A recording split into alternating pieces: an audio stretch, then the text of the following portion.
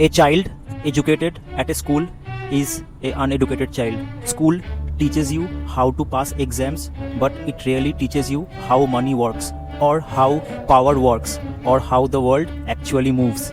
Most systems don't want independent thinkers.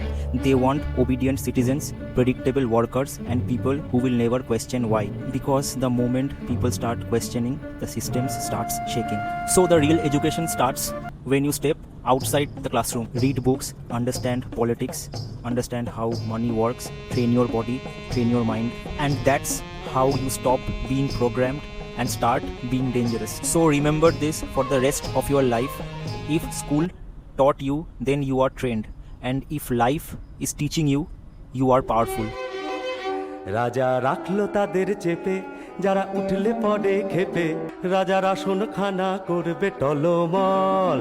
রাজা ঠিক কিনা, রাজা ঠিক কিনা, ঠিক কিনা তুই বল।